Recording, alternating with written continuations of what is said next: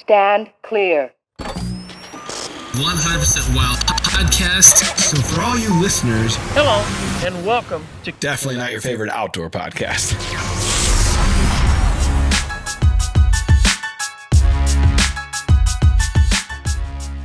What's up, everybody? Welcome back to the Dreary Outdoors 100% Wild Podcast. We're powered by DeerCast, and believe it or not, we made it to episode 300. We did. We've been talking about it since 200, I think. For a long time. We finally got there. That's right. And it's the last week of the 2022 year. It's crazy. Merry Christmas. Happy New Year. Merry Christmas. Happy New Year. You still are eating tag soup. I'm still eating tag soup. I almost literally got skunked last night. I saw a few small bucks and a skunk. I actually did get skunked. Not with a real one, just saw nothing. The figurative skunking. That's right. Both suck. Yeah. Ugh. But so we're kind of coming full circle with episode number 300 here. That's right. We talked about wanting to get a special guest, and we did get a special guest. And this is technically the second time. We should have hit 300 already last week. Should have, but didn't. But we didn't because producer Matt didn't hit record. Oh, he apologized. We're moving on. Mm-hmm. But we had Sylvia on earlier in the year, and we didn't hit record. So it was a wasted podcast. Of course. What's this we crap? Well, I hear him. I hear the big bear. So Tim, you better introduce our guest All here. All right, so we got the UFC heavyweight champ, and he was a member of the Dream Season cast. Dream Season celebrity. That's right. Sylvia. What's up, champ? What's up? I don't know about this we stuff. You gonna turn your pocket? I would have pushed record. I would have pushed record. But listen, Matt came on the very next podcast and he apologized. So we're moving on. We wanted to have you in studio so we could reunite. You and Matt aren't here in studio and see if we could get one of those famous chokeholds right here on the podcast table. I would love to do it, but I'm 4.5 hours away from you guys, man. Well, he would have made up with it with baked goods. Yeah, and I think everything would have been fine after that. Yeah, actually, you probably would have become very good friends. He's a hell of a baker. So, all right. He better have brought those beforehand then. we covered a lot of topics last time. And some really good stories. And I said before we jumped on here, it's a good thing that I have a short-term memory because I don't really recall exactly the details that we talked about. You said you don't recall. You may have been hit in the head a few too many times. I don't know why you have a bad memory. Mine just sucks. So we're going to start from scratch here like it never happened, Tim. Okay. All right. What I do remember from that episode were some of Tim's stories about people encouraging him, like people coming up and saying, "Hey, choke me out." Yeah, we're going to get into some hunting. Tim's had a hell of a year so far. He's still chasing them. We're still after him. We'll get into all that. But before we start, we need to backtrack a little bit. What Tim's referring to, we used to run into each other, well, we still do when we go to them, at the trade shows. So before you had your own show, Hit Squad Outdoors, you were kind of just hanging around the industry and friends with a bunch of people in the industry. You had a passion for hunting. Did that start at an early age, your passion for hunting, or did that kind of happen and evolve as you got older? No, man, I started hunting when I was 12. That's when it's legally to hunt in the state of Maine. And I hunted my whole life there until I moved to Iowa and never saw a deer to shoot. In Maine. It's rough in Maine, man. It's rough. And then I started dating a gal here in Iowa, probably like in 2002, and her family hunted, and I did some pheasant hunting with them, and then they're like, "We should come shotgun hunting with us." So I'm like, "Shotgun?" I was like, "Yeah, you got to use shotguns in Iowa." Okay, I was like, "Can't use my 30-06." They're like, "No." I'm like, "Okay, well," what I used in Maine. So we go out there. I got my Mossberg 12 gauge, and I think I shot 7 deer on Saturday and Sunday. I'm like, "Oh, I kind of like this." They actually have deer there. That's right. Yeah, there's actually deer in Iowa. So how did you start getting introduced into the hunting industry? Because I know, like, we would see you, and the big group would go, like, when you were in the UFC, we'd come down and watch you fight. Like in Vegas, I remember a big match you were in Vegas and we all went to. And so how did those two things intertwine or end up mixing together? It was some gentlemen here in the Quad Cities who were doing a hunting DVD, and they reached out to me, I think, through MySpace. or something along those lines. One take me out to lunch, and I said I only eat at sushi, so they took me to the sushi joint because I was dieting, and telling me that they wanted me to get involved as they wanted to take me hunting in southeast Iowa and bow hunting and all this, and they gave me clothes and bows and binoculars and all this stuff, and I'm like, well, this is kind of cool, and went down there and saw probably the biggest buck I've ever seen on a hoof ever while I was bow hunting first time. I couldn't believe it. And I shouldn't say the first time I was bow hunting. The first time I went out of my area, I started bow hunting, the next year after shotgun season with my in-laws, well, not in-laws, but girlfriends, family, whatever. But yeah, we just started filming DVD, and then they said, we should go to the ATA. I'm like, what's the ATA? It's like, oh, well, you swear everybody in the hunting industry. I'm like, you mean like where like Cuz Strickland and the Drury Outdoors and Lee and Tiffany would be? They're like, yeah. I'm like, oh, God, yeah, I love Michael Waddell and those guys. So I went there, and unbeknownst to me, I had no idea how everybody in the hunting industry was huge UFC fans. And, it was cool meeting you guys and stuff. I have a really funny story meeting your uncle with your dad and stuff. But one of the coolest things for me ever is I grew up watching Cuz Strickland hunt turkeys and, deer on TV. And I'm walking down the aisle, and I hear, Tim Sylvia.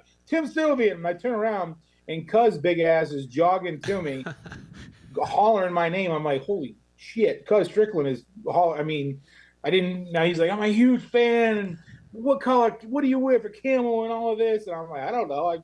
I think I wear Mossy Oak. No, we got pictures. You wear both. I wear Mossy Oak. I didn't know. But yeah, he immediately had me pro staffing for him in 2003 or 4, and was taking me on hunts and stuff. And I met you guys. And the funny story I met with your Uncle Mike and stuff is Terry was downstairs. We were in Atlanta. And I think it was towards the end of the weekend, and some jerk off kept bugging me about wanting me to choke him out. And I didn't think I was tough, and just kept bugging me. And I don't drink, and he was drinking. And finally, I just had enough of him. I grabbed him, snatched him out, choked him out, and dropped him on the middle of the floor there at the hotel. Yeah, the bar. And, yeah, I just kind of left him there, and people were like, "Oh my God, did he just kill someone?" So then your dad, Terry, he's like, "I got somebody you have to meet. Come on, let's go." And I was like, "Who is? I want you to meet my brother." I said, "Mark." He's like, "Yeah, you know him?" I was like, "Well, I don't know him, but I know who he is."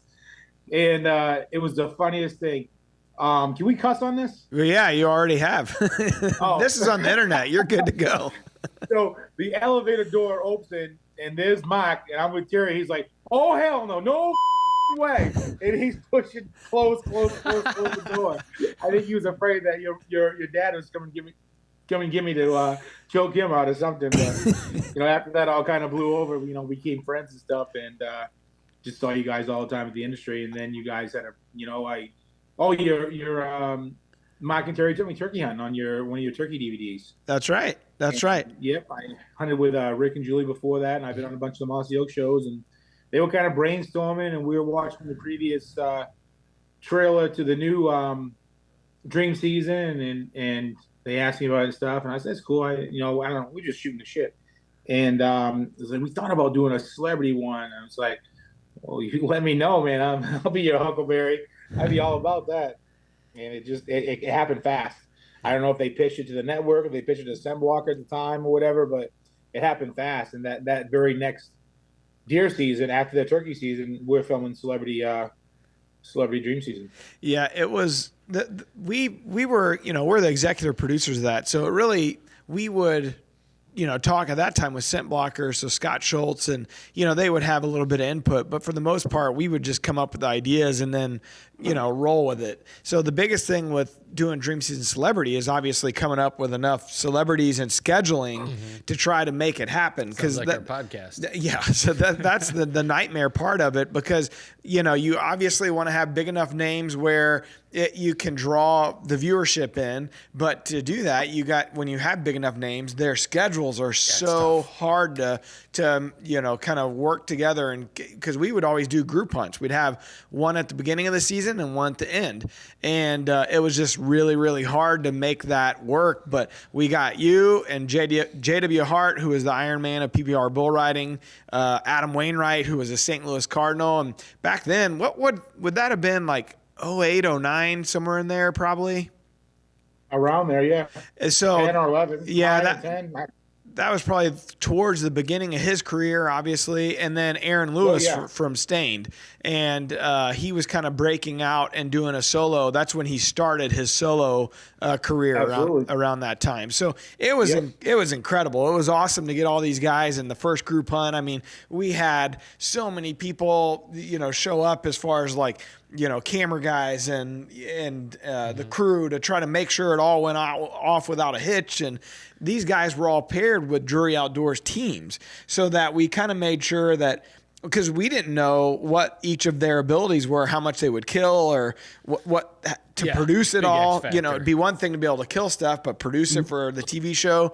So we lined them up with Drury Outdoors team members, and Tim drew David and Jeff Lindsay. And if you ever want to draw a good team, that's the team to draw, because all three of these guys lived in Iowa. So which is why why Tim got those two. So anyways, the season was incredible. You three had an incredible season in general, and you ended up winning the whole thing. And there was some really fun banter in camps between you and Aaron Lewis specifically. You guys had some War of the Words, and it was really fun to watch. Yeah, and to this day, it's funny because Aaron and I are very, very good friends. He's always messaging me, let me know where he's going to be and wants to come by and stuff. And I was a giant Aaron Lewis fan of Stained, and I will never forget when I moved to Iowa, I listened to his album like on repeat for 24 hours all the way out here, crying half the way, happy half the way, just big moment for me, moving to Iowa. And I never left the state of Maine my whole life, quit everything I had, jobs, everything, and moved to Iowa with $5,000 in my pocket and was going to chase a dream, and it worked. So when you went to Iowa, you joined one of the famous camps, right? One of the famous UFC military fighting system. Yeah. So is that where things really started changing for you as far as the UFC side of things go? Oh, absolutely. Yeah, I'd already had, 5 or 6 fights when I was in Maine, but I was training on my own with some buddies at a PAL, and I had got a big fight coming up, kind of like a breakthrough fight. At then it was called the IFC. It's kind of a low-level Bellator organization, whatever, but they were on pay-per-view or something, and I went out to the military camp to train with them and stuff like that, and I absolutely loved it. I got my ass kicked, for 2 weeks straight, and everybody's like, "Are you gonna move here? You're gonna move here?" And it's like, I would never just get up and move here without permission. So I don't, like, a lot of people did that. They were the outsiders. Mm-hmm. But Pat, took me to the airport, and he's like, if you ever want to move here, there's a spot on the team for you. We love you. You think you had a great attitude. You work hard, and we think we can make something of you. So that's all I need to hear. I went back to Maine, sold up everything I owned. Told the girlfriend she wanted to stick around. Maybe we could work things out, but I'm moving to Iowa. I'm chasing a dream. It's funny how that then shapes the rest of your life. Obviously, you had a huge career with the UFC, and then I guess you just kind of get acclimated to Iowa and really love was it the hunting side? Is it the Midwestern kind of lifestyle, or what is it that makes you stick around once the UFC and the fighting side of things ends for you? All of the above. I mean, I was a big hunter, back in Maine anyway. And then, once I moved to Iowa and then started hunting and I started bow hunting, it was over, man. That's all I thought about, dreamed about, and did. Purchased my own property. I think my first 40 acres in, I want to say 2005 probably.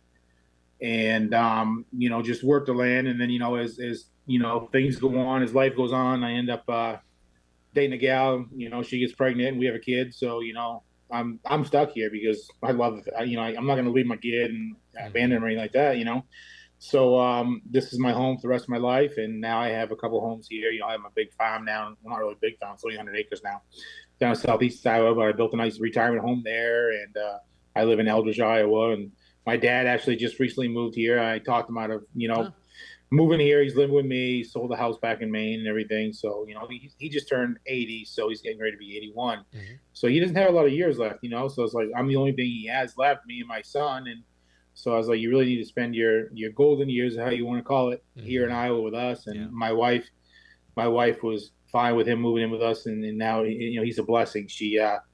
My wife just started nursing back into nursing again, and we have chickens, and my dad's homebody, so he just loves to go out and take care of the chickens. And she's got a couple dogs and cats and all that. If we can have cows and roosters and goats and all that, we'd have that here as well. But my dad would be taking care of them.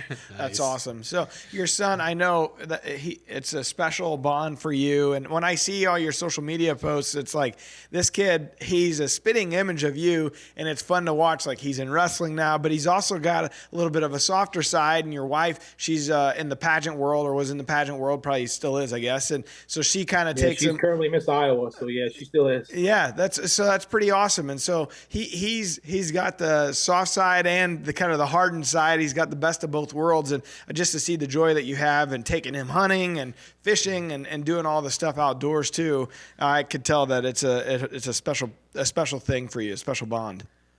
Yeah, absolutely. I mean, you're a father now too, so you totally understand. Yeah, absolutely. Tim's a great follow on Instagram. A lot of his videos are of people getting hurt doing stupid stuff. Yeah. It's awesome. Growing up, one of my favorite shows was America's Funniest Home Videos. Yes. And I still love it to today. And now the show that I really enjoy is Ridiculousness. Yeah. Yeah. So it's bad to laugh when people get jacked up and hurt when they wipe out. Some of my favorite things is, because I grew up with it, is people slipping on the ice when they do a montage of like 10 people trying to, because I've been there. It's happened, and you have to laugh.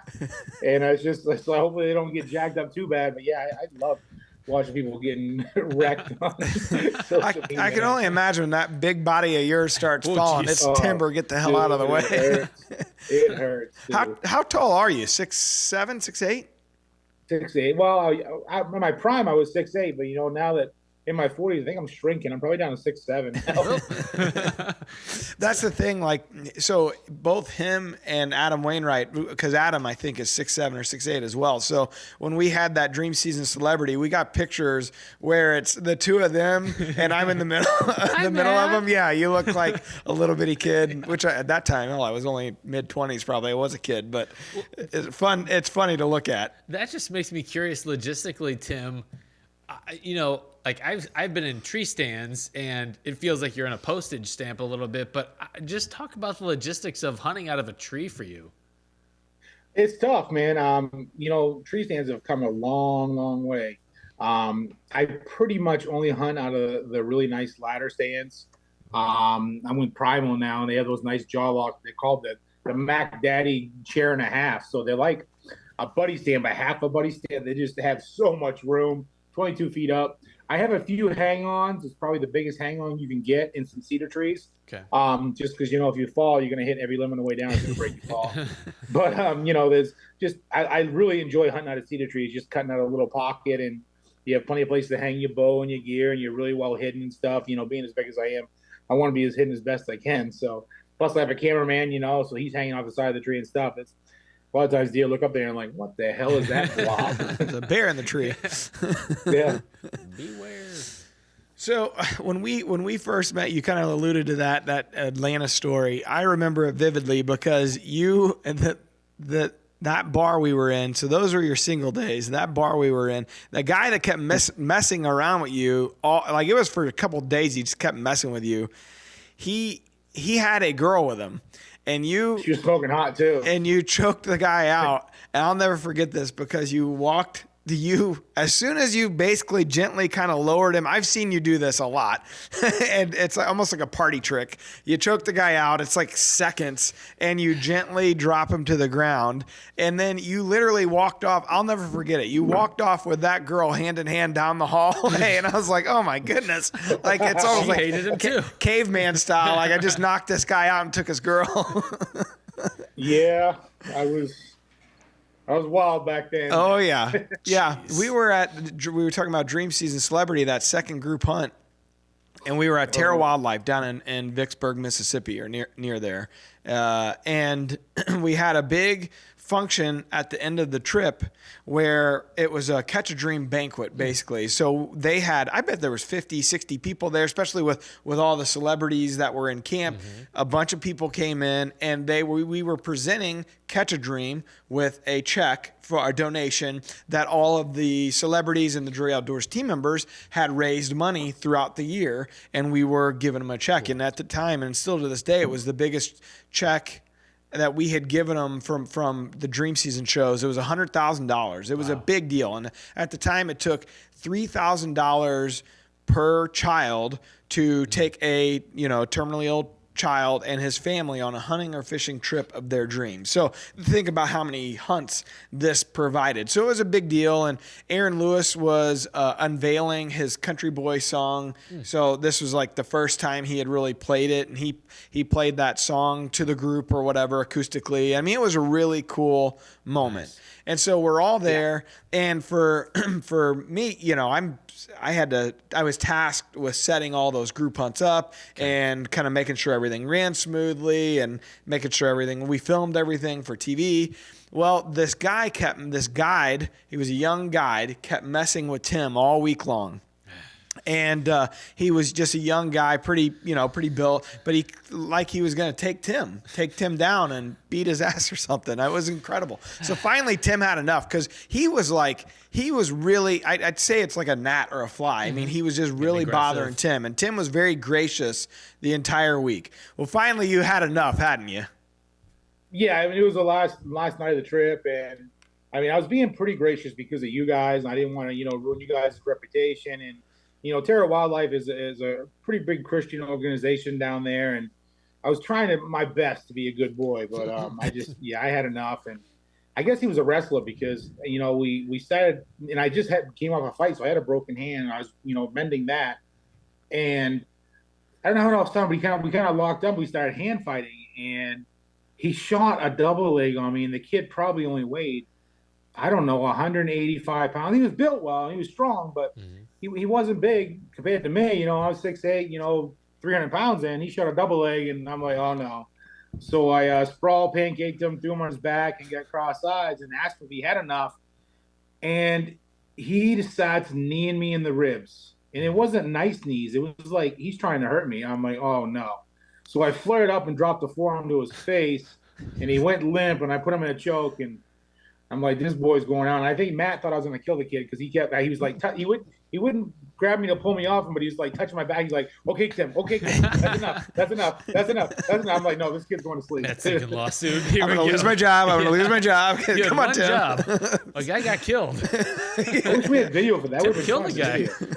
Yeah, I'm sure there is video somewhere, but it was one of those moments where I'm just sitting kind of like, all right, this has gone too far. Like, but what am I going to do? I'm smaller than both of them. Hey, Tim, do you mind not killing him, please? Yeah, basically, politely asking for you to stop killing this guy. But apparently that kid was a jerk, because the next day the cooks and the other guys were like, oh, we heard what you did last night. That's so awesome. He deserves it. He runs around here, thinks he's King Almighty and this and that. It was kind of funny. Put him in his place. Yeah. Good. Yeah. So it was one of many fun stories we've had over the years, but we've had some good times, especially at those trade shows and just hanging out. And we don't get to see each other much anymore unless it's at, some randomly at like a Rascal Flatts or a Dustin Lynch concert or something. I know you run into Wade here and there, and even though you're in Iowa, you're really not that close to Mark and those guys where you're at. So it's kind of random.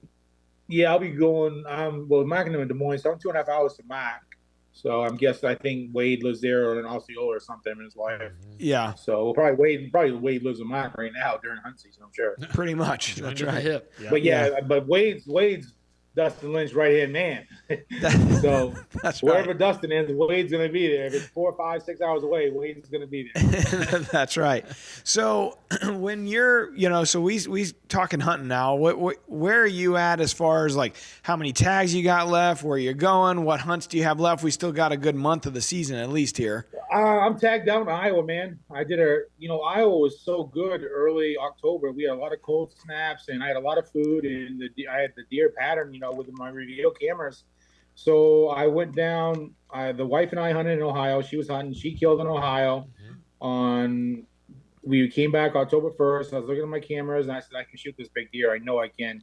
October 7th, I went down on a weekend and went into a stand where I was just going to do some scouting and see what, how things played out. And this big boy came on an hour and a half before sunset, and I shot him. I couldn't believe it happened so quick at 30 yards. And so he's dead. And I'm like, wow, okay, well, now my bow season's over with. And, with sponsors and stuff, you got to make sure you use your muzzleloaders. And I have a Timber Creek and AR-15 sponsor stuff, so I want to make sure I use those during shotgun season. I'm like, well, what am I going to do now? I'm like, early muzzleloader. That's what I'm going to do. Had another big deer pattern.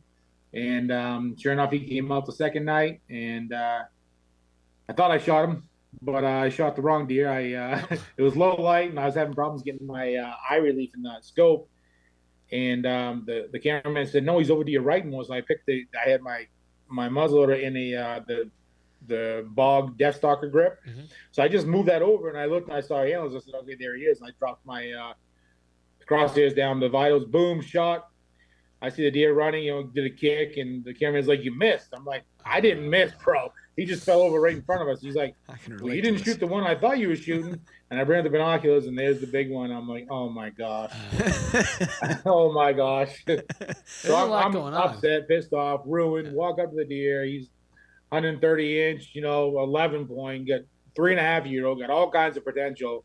And I don't know, just it's not the first time I've done that either. I get buck fever really bad. And I was always taught not to look at the antlers when you realize you're going to shoot the animal, so you don't, just look at the vitals. And yeah, so that happened. Maybe look a little bit. What I loved about it, though, you owned up to it on social media. You're like, hey, this is what happened. You told the story, and you were still super proud of, the deer and all that as far as. I mean, that deer is a giant in Maine. And that's, in Michigan, I mean, there's places people are just, I pride myself into, being a deer management now. And I always want to shoot it, on my farm, it's only 100 acres. So I strive for, 4.5 or older, 5, 6 is even better. And, that's just what I'm frustrated at that, but it's still a great deer. They tasted great. We're eating on them and stuff. We got the summer sausage stuff that my son loves and stuff. But I got lucky, shotgun season, and I killed I think an 8.5-year-old he's been around. I've tried to kill him, the last 2 years when he was in his prime, and I just couldn't get it done. But he gave me an opportunity the other night, and I shot him. And I had a tough second shotgun season with Maverick. Unfortunately, I don't know what the problem was. Gun malfunction. The bolt carrier didn't pick up the ammo and put it in the barrel or what, but the gun goes quick, and we have a 150-inch 10-pointer out in front of us at 100 yards. And that's I panicked. When I heard click, I just automatically reached over. I'm filming. I re-racked the slide, and that's a noisy thing on an AR-15. And he's like, Dad, stop there. I was like, we got to reload. Yeah. And then it didn't go in. I dropped the magazine. I slammed the magazine back in. I re-racked the slide, and the deer are gone. And he started crying. It's funny because right when he was getting ready to shoot, I turned on the 2 tactic cams, the one facing the animals, the one facing him. And I haven't looked at the footage yet, but the one facing him is a wide angle, and I didn't put the camera on him because he was crying, but the tactic cams got it, so it'll be interesting to see how it is. But we were both absolutely heartbroken. That happened. Yeah, it's one thing to have a mishap for yourself, but for your son, I mean, you want the most in the world for your son to kill, especially a 150-inch deer. I mean, that's a mega, so that is heartbreaking. Well, he's killed 4 deer, 3 deer already. So, and each year, we keep stepping it up. First year was, a 1.5 old, then he got a 2.5-year-old, then he got a, 3.5-year-old. So I'm like, man, this deer's 4.5. And we saw some smaller bucks. He's like, can I shoot him? I was like, man, there's some bigger deer coming out here. I really want you to shoot the bigger ones. He's like, okay. I wish I gave him the green light to shoot the younger one, because that gun wouldn't have went off and I would have figured out the problem. But, in hindsight, 50-50, I just took the gun, took it out of the Deathstalker, and just pulled the slide back and dropped the bullet in like I did when we were getting ready to shoot it for practice, he would have been fine. But now I know that. My gun guy's one of my best friends, and he's absolutely upset. He's coming to get the gun today. I brought it home. He's going to go through it, and he says he's been having problems with the 350 Legends with the actual bolt carrier, where they'll only load selective amounts of the ammo for the gun and so on and so forth. The Hornadays are really high because that polymer tip it catches on the when the bullet seats into the barrel. So he's been shaving off 200 thousandths on the actual bolt carrier. Jeez. And he says, and he's been putting a special barrel that's been fixing that problem. So that's what he's going to do to this one. Yeah, I know when they first came out with that 350 Legend, and obviously we shoot the Winchesters and XPR and the Winchester ammo, and so that was one of the big things that Winchester talked about when the XPR had the magazine that actually was specifically for those when the 350 bullets. And so that was something different, especially, and I'm sure now there's more, but at the time when they launched it, they were one of the only ones, I think. And so when you racked another one in, it was pretty smooth as far as how it went in there. But man, that's tough. So can he hunt any more this year? Any more gun seasons or muzzleloader? I assume. I don't know. My buddy was telling me he thinks he can. So I didn't get his youth tag because we were hunting in Ohio, and then October starts. And once October starts, you can't get the youth tag to hunt any. It's not, a youth tag is good for all seasons, or you can get it. But if you pick up a youth tag, you have to pick a season after October 1st. So the tag that I got him was just a second shotgun season. So he thinks I can get his youth tag for late muzzleloader. So I'm gonna go find that out today. Where I forgot we were doing this at 11. So I was at Dick's, they're going out of business, and I was buying some stuff, and you text me. I'm like, oh shit, I gotta get home. So I was gonna go to Walmart and look into that and see if I can get him at the tag, because if so, we're gonna go down there. We're gonna kill that temple. Well, hopefully he can get back out there for one more chance. Yeah, late season is cold enough that redemption. That if you get some food, standing food, maybe you'll have a good got opportunity. 2 acres of standing beans, 2 acres of standing corn, and I've got 2 brassica plots. That should do it. 2 clover plots. So I got plenty of food. That should do it. We got box blinds with heaters over all of them. Oh. So. The key to kid hunting. Yes. Absolutely. Or just even make sure they have their phone on silent, warmth, snacks, comfort. Sounds like you're hunting with me. It's like, when can I I'm come getting up? older. I like it too, man. I got 8 box blinds on my property on 100 acres, and I just got sponsored by Grizzly, so we're going to be running the Grizzly blinds from here on out. Nice. Good deal. So the industry side of it, like I said, you got your own show, Hit Squad Outdoors. Because you've had that for years now. What's been the most... Season 7's airing. Yeah, Season 7 will be airing first and second quarter. Awesome. So what's the most eye-opening thing on the business side? Or because there's plenty of people that always say, I'd like to have my own show, whether it's an online show or whatever. What's the most eye-opening thing or a piece of advice you'd have for guys out there that want to do it? Yeah. Have plenty of money. Yeah. It's expensive. It's not what it used to be when I first started out. The sponsorships is not as good as they used to be. I still rely on a lot of friendships, which is great for me. But the industry is getting bought up by all these big companies. Like for instance, GSM. Those guys have bought up. Muddy, Hawk, Big Game. HME, and they've got probably GSM is probably the biggest one right now, that they own 25 different companies. So if you're not under that umbrella, you don't get anything, and it's tough. Luckily I've got a couple of those that I'm under.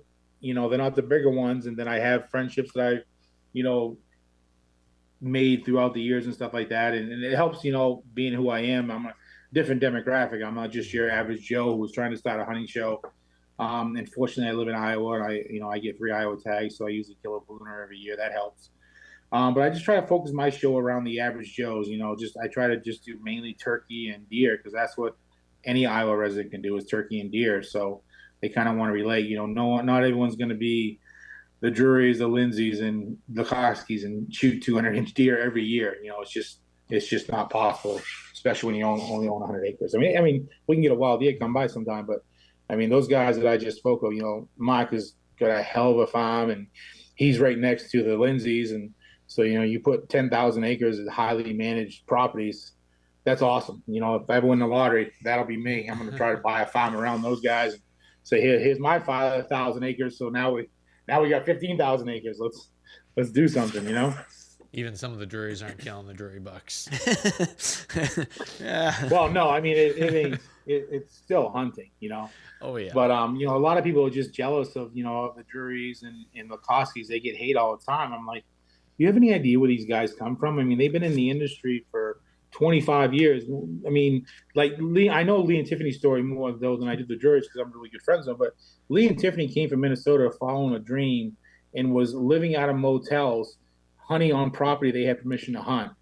And that's how it all started. And then, the show kind of got some traction. She's a pretty gal and they get decent sponsors and he finds, business partners he can go in business with. And, he gets 300 acres. So, then they kill a couple booners that year. Then, things go on and years go on. And there's people, just whine and cry. They're hunting 5 fence and all this bull crap. And I'm like, you guys are just jealous. Absolutely jealousy it's awful. That's the shitty part about this industry is the jealousy that's involved. There's so many people and so many haters out there that just hate on successful people and that kill big deer. What I love about Tim is he'll come on to and I've seen you do it to a lot of people's Facebook page or Instagram, and he comments. He's very active on social media, so he'll shut down. He'll say stuff to people that we can't. He's the enforcer. I love it. It. Tim's always coming to our defense. Because they don't know, and they're just freaking trolls, and it's just like, well, we saw it with friggin' Rod Owen during dream season. He was whining and crying, give me 3 Iowa tags and I'll kill 3 booners and blah, blah, blah. Get your ass off the couch, work more, and move to Iowa. Perfect example. Look at Doug Hampton. Where did he live? Georgia, Alabama? I don't even Arkansas. know. He lived down in Arkansas. There you go, Arkansas. What did he do? He just picked up everything he owns. Him and his family moved to Iowa. He bought a couple of nice farms. He's been very successful with shooting big deer. That's all Rod had to do. It's how bad do you want it? Yeah. It's interesting. You come from a world where criticism, the armchair quarterback, so to speak, but in the UFC, like you see those fights, like the way that people comment on the social media clips that go out there. I mean, everybody's an expert. Yeah. It's one of those things that you're an expert until you get punched in the face once or twice. Yeah, exactly. Yeah. So that was a question I had for you, Tim. What don't you think people understand about actually getting into a physical altercation with someone? What's the percentage? The percentage of an actual man being in a physical fight is like, God, I want to say it's like 70%.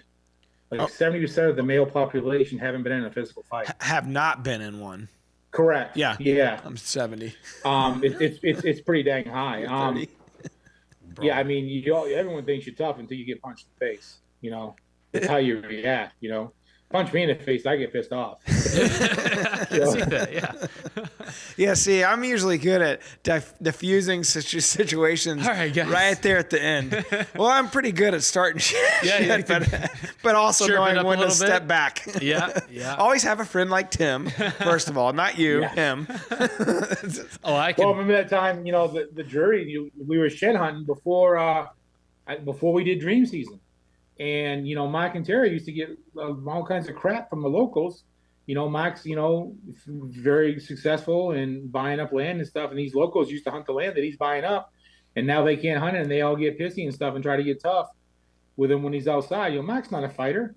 They try to get tough with the jury brothers, when they're all by themselves. Well, we went out during the shed season and I made sure I was with them. And everybody was really polite and nice, and Mike and Terry's like, man, it's really nice going out with you. We don't have any problems. You need to hang around more often. Now, Terry, I'm pretty sure he's been in the 30% because he had those construction years leading up. Oh, yeah, construction. That's different. Yeah, that blue collar, most blue collar, but you know, corporate America, lawyers and stuff like that, and people that work office jobs, they don't know what it's like. They have no idea.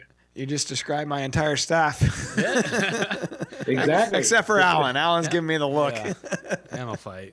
I almost got in a fight at the gym a few months back. Now, Midwest is a little different, too, because, wrestling is pretty prominent. So a lot of guys, that do wrestling, that's physical. And that's a different story. But I get a lot of buddies that are wrestlers that never been punched before in the face either. So I was a wrestler, never been punched in the face. It's fun. I'm trying to keep this streak going. Matt, let's stop right there. Okay? I didn't say I was a varsity wrestler, Tim. I've said, Okay.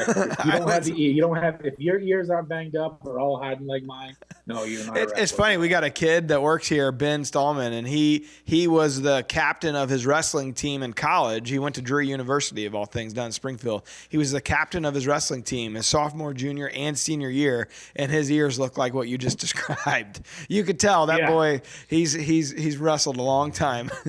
Yeah. Tim, be prepared for a double leg if you get in a fight. You mentioned the Midwest a second ago. Do you ever find yourself losing your Maine accent, picking up the Iowa accent? I don't see how. It's so thick. Yeah, I don't. My dad just moved here and stuff. My buddies come out and visit me and stuff like that. Talk to folks on the phone and stuff like that. So I don't. I mean, it's only some words. When I say farm and car, and stuff like that. I think.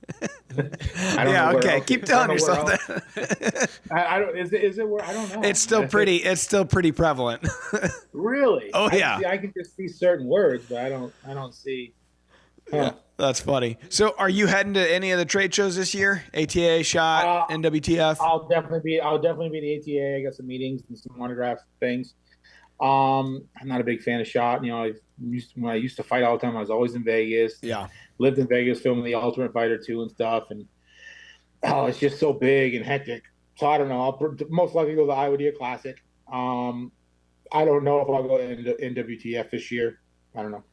So when you're flipping through the channels and they randomly have those like best of shows on the sports channels and you see like the best UFC fighters in the top 20 or the top 50 and then you see your name and the mix of that. I mean, do you ever feel like, hey, I could relive those glory days a little bit, or do you think, yeah, man, I'm glad I'm done with it?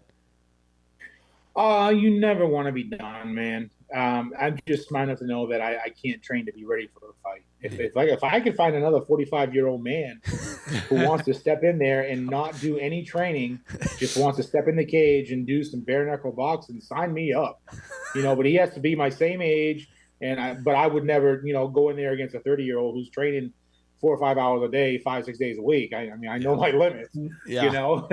I can hit get lucky and hit the first punch and knock him out, but chances are that ain't gonna happen against a trained fighter. Yeah, if there's any 45-year-old men out there that want to step in the cage, agree not to train and just go out there and fight, like 3 1-minute rounds, sign me up. You can message us on the rack. There's no 5-minute rounds for me anymore. I think he's saying though you got to get paid for it, so we got to come up with somebody that wants to sponsor this fight. DeerCast. Here we go. Step in the hexagon. But when I first started out, I was fighting for free, and I was actually paying to fight. I had to pay $50 entry fees to fight. So man, I'd pay not to fight. Crazy how that works. Yeah, it is. Some people just aren't built for it. We had to pay to fight. That's crazy. It's a long road, isn't it? How many years from the time where you started and the training and started fighting till when you actually got into the UFC and had your first big money fight? How many years was that? I got lucky because it happened pretty quickly because I'm a heavyweight. We're hard to find, and I was pretty good. But the other thing that helped me a lot too was back then we did tournaments. So I think I want to say I moved to Iowa in 2000. I started fighting in 98, had like 6 or 7 fights.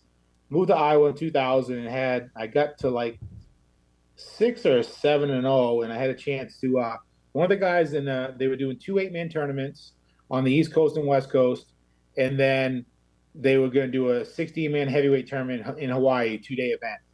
So one of the guys that my manager was managing was in the 8-man heavyweight tournament. And he came down and trained with me because I'm a big, 6'8", 300-pound heavyweight. He's like, you come down and train with Tim. He's one of the biggest guys around. He's pretty good. So he came down there, and he was favored to do really well, might even actually win the tournament. He came down there, and I beat his ass for a week straight. Well, actually, it didn't even last a week. He ended up leaving. He left without telling anybody, called Monty, my manager, and said, hey, give my spot to Tim. He goes, I can't do anything against that guy. And, everybody else like him, he goes, I'm in trouble, man. Because he was a smaller heavyweight. His name was Tommy Sauer. I will never forget, a good buddy of mine. We passed away about 3 or 4 years ago. So, yeah, they just threw me into the heavyweight tournament. 3 before my first, I had to fight 3 times in one night. Went into Utah, and knocked all 3 guys out in the first round. So came out unscathed, didn't get hurt. And so now I'm 10-0. Well, then we go to Hawaii, 6 weeks later. I knock out my first guy Friday night. There was 8 fights. And then the Saturday night, there's going to be 3 fights if you go to the finals. I knocked out all 3 of those guys. So now I'm 14-0. And they're like, the UFC's calling up Monty. It's like, we want this guy. It's like, well, let's just kind of wait and see what goes on after this tournament. We're going to get him 1 or 2 more fights and, see what goes on and stuff. And got me another big guy that was a big football player but a striker. And held that fight in Iowa. I knocked him out. I think my first 15 fights, I want to say 12 or 13 of them were all wins by knockout. So that was kind of the thing why the UFC was calling and why they wanted me. Nowadays, all you got to do is get a couple fights and get on the Ultimate Fighter and you get into UFC. The UFC is oversaturated. They have A, B, and C level fighters. When I was fighting, it was A level fighters, cream of the crop. They held them, 6 fights a year when we first got into the UFC and stuff. And now, they have one every week. Yeah. So they got to, we call them scabs. You got to get scabs and guys that are not as talented as the A-level guys. And now on a card, you might know the main event or the co-main event, those 2 guys, and everybody else, you have no idea who they are. Yeah. Yeah, it's definitely more saturated. So was it one of those things, your last few fights, where it is your body telling you I can't do it at the level I want to do it at anymore, or what? Like, how do you come to the realization that it's like I might not be at the level I need to be to continue this pace? I had a couple moments actually. My body was failing me. I was having problems making weight. I had to, I walk around 300 pounds. When I was back then when I was fighting, and so I had to cut 35 pounds just to fight. So, I had to run twice a week, swim twice a week, bike twice a week. So the cardio was getting hard. I was having to get, cortisone shots in my knee just to get to the fight, just so I could fight. So that was happening. And then Stipe Miocic, big UFC fighter right now, holds the record in the heavyweight division. He was getting ready to fight a tall guy, and he wanted to train with me. So we trained in Indiana together. And that was the first time in my whole career where I was in a position where I was in great shape. And this guy could hold me down, and I could not get back up. Like, no one's really ever been able to do that in any fights, any training, live situations. No one's going to hold me down, and I couldn't get back up. And it was just kind of like shit, If I was get back in the UFC, I wouldn't be heavyweight champ, especially if guys like this are still around. Yeah, I could still be a contender. I could still be a top 10, whatever. And then I think my last couple fights I lost because I couldn't get into the conditioning that I wanted to get in. And then I felt like I was a step behind. I was fighting a younger guy over in Russia. And, I can always see guys. I could, like, when I watch fights, I think I can pick things up. A lot of people, when they watch fights with me, they're like, wow, you saw that coming. It's like, because I'm really good at reading guys and stuff like that. And I could kind of read the guy that I was fighting. I knew what he was going to do, but I couldn't respond like the way I wanted to. And, it's like usually a lot of times when you're in your prime, it's my turn, your turn, or you kind of go back and forth. Like, so he would do something. I'm like, okay, well, now I'm going to do this, and I'd get ready to do it. Then he would do something again. I'm like, oh, it was my turn. So I was just kind of a step behind. That's when I kind of realized it. And obviously my son was just born too, so it was kind of hard to be away from him and stuff, the training camps and stuff like that, going over to Russia and the Philippines and China, Japan. I was fighting all over, at the end of my career. And I just didn't have, once my son got born, I really lost that killer instinct to where, when I was fighting and before he was born, it was me. It was only me. It's all I cared about. I didn't care about anybody else. And girlfriends were expendable. Everybody was expendable with me, except for my training partners, my coaches and stuff.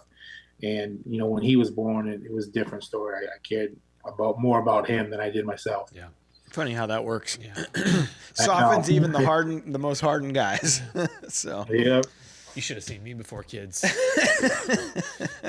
Tim, at your peak of training, I'm curious about your macronutrients. Like, what were you shooting for calorie-wise during the course of the day? We didn't keep track of that stuff. Dude. Really? You just ate until you were full? About 5,000 calories a day?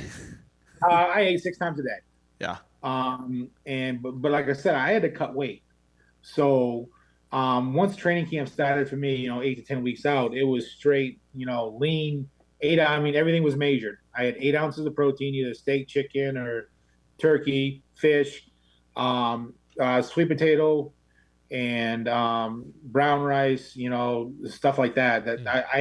Vegetables, everything was, a cup of vegetables. And then my nutritionist, if I was dropping too much weight before fight time would come, he would add more sweet potatoes or more vegetables, up my protein, a couple more ounces and stuff like that. But like I said, I had to come down, when I actually fought Arlovsky the second time, I came in at 256. I didn't cut any weight. I just walked in and I was 256, and that's what I was at fight time. Now, usually when I fought, I weighed in at 265, and then I would be 275, 280 the next day. Oh, because we were cutting weight properly and stuff like that. But no, when I fought my two big title fights, when I first fought Rico, I came in at 254 with no cutting weight, just dieting and exercise, and then Arlovsky the second time came in at 256, and then Arlovsky the third time came in at 263. That means you're burning a lot of calories in your workouts. Because if you're saying your normal walking around weight was 300, but you're coming in without cutting at 256, and that's pretty incredible, really. Well, you were training 2 a days, Monday through Friday, once on Saturday, Sunday rest. And then, those 2 days, the morning practices were either strength conditioning to technique training, focus mitts, grappling, wrestling. And then at night was live. And when I say live, it's basically you're fighting. It was either wrestling once a week, sparring twice a week, and grappling twice a week. And those are 2-hour practices, at the end, because there's always strength conditioning at the end of them, endurance at the end of them. Not to mention you're getting the endurance while you're doing it as well. That's a lot. That's a lot. That's a lifestyle. That's not just a job. Yeah, it was. It really was. It's now. That's why it's so hard for me to diet and lose weight, just because I did it for 16 years, man. I ate chicken and broccoli and rice for 16 years. It gets old. 2 gallons of water every day. That's why I hate during fight. I hated fight camps. I loved fighting. I loved training, but I hated fight camps. Yeah. Because of that, I had to be so strict, Yeah. It seems to be the case with a lot of professional athletes that when they are no longer actively working, that they just tend to put on some weight, because you're used to taking in so much. Yeah, you have bad habits too. Absolutely, you create bad habits. When I was, I'd have a cheat day once a week or something, and then after a fight, I would eat everything and anything I wanted for 3 or 4 weeks and blow up to 300, 310. Then you just start training again, it just falls off you, you start eating right and stuff. It's crazy. I kind of lost track of Keith Kachuk, and I saw him recently. It's a hockey player here in the St. Louis area. Yeah, just a legendary St. Louis Blue, and he looks like he's a big boy. Well, Brett Hall's the same way. Yeah. It's Kelly Chase, like all those guys. And you look at when they were in their heyday. It's like, oh my, those guys were machines. Yeah, and you just get used to eating a certain way, I suppose, and. Unreal. Well, Tim, geez, thank you for giving us the time. The second time around, giving us the time to do this. and thank you for helping us understand what being tagged out means. That's something we can't relate to. Well, I still have I'm tagged out in my home state. I still have a gun tag in Missouri to film. There's more ways of tagging out. It's interesting. The gun season in Missouri, I looked at it. There's a couple of days at the beginning, because it starts at Christmas. There's 26th, 27th, and 28th is going to be fire. And then the days that I can hunt, it's going to be warm. Because it's going to get up to like 50. And we're talking like this period here was like 0 negative temperatures with the windshield. Like, it's really supposed to be good. And then I can't hunt during any of that due to family obligations, and it'll get warm the 1 or 2 days I can go. So can't wait. That's why you just have a little bit of resentment for your family around the holidays. That's just one more reason. I kid. Yeah, of course. All right. So make sure folks are following. If you're not following Tim on social media, Tim Sylvia MMA. He's a great follow. Definitely do that. Hit Squad Outdoors. Where's the show airing at right now, Tim? Sportsman Channel. Yep.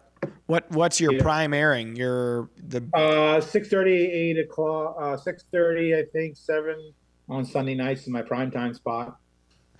You gotta check it out. Check out the Maniac. See what he's up to these days.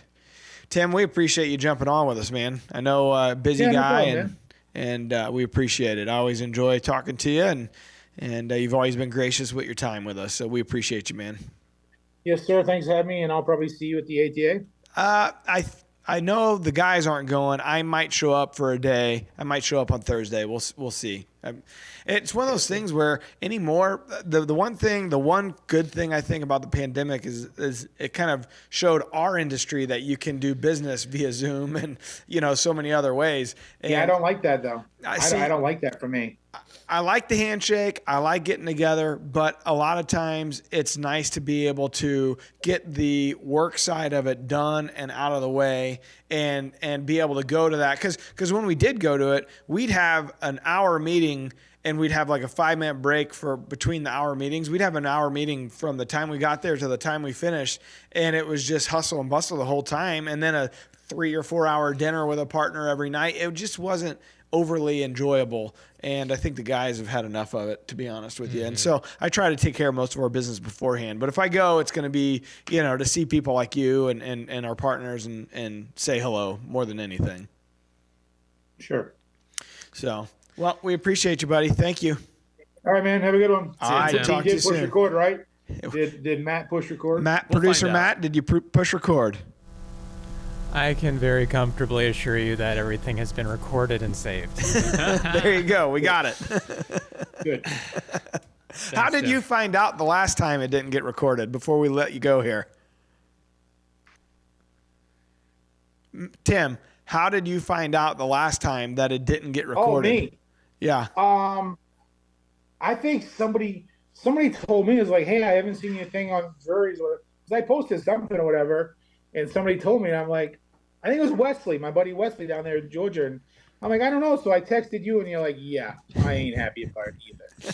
I'm like, oh. I didn't want to tell him. Sore spot. Yeah. Right. I was just going to ignore it. Pretend it'll go away. I was going to pretend like it went away and then have him back on and never tell him. Well, good to know how honest you are with me, Matt. What's that? I said, it's good to know how honest you are with me. Hey, listen, I don't want to get hit. I just told you I'm part of the 70%. I like it that way. All right. All right, man. Well, we appreciate you. Love you, buddy. Thanks, Have a Tim. good Christmas. All right, man. Take care. All right. See Good ya. luck. Bye-bye. Bye. Episode 300. That's a big guest. I mean, literally a big guest. That's right. That's fun, man. Huge. That's fun. So now F-U-N. we had a bunch of questions from Rack Packers that we never did answer. We should probably do some of that stuff because we promised we would. I wanted to do some special things for the 300th episode. I think you got a real wild clip and all that good stuff. So we can do all that and do kind of the housekeeping here. Yeah, I mean, it wouldn't be a 300th episode without the shenanigans. That's right. I didn't want to keep any more of Tim's time since we doubled his time. Yes. So.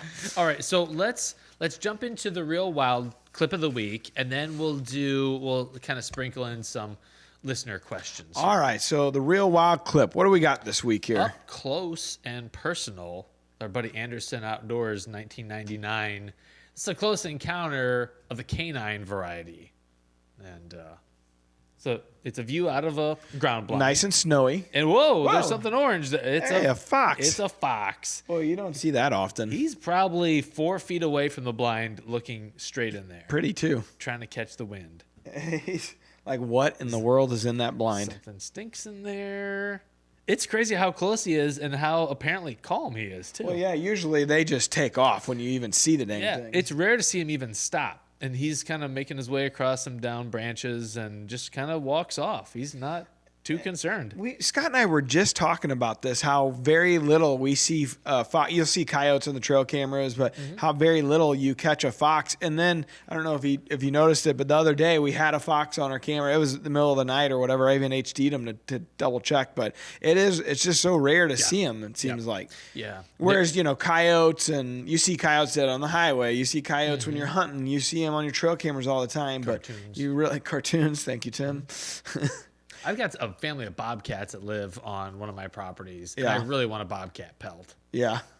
They're just- Those are hard to. I mean, we've caught those on trail camera quite a bit, but I think twice have seen one in person while hunting. Yeah, they're awful. I actually got a shot at one with my bow, and I shot, like, there was hair on the ground. I shot just a little bit low, but like inside that fur ball, there's not much body there. Yeah. but I think I startled him.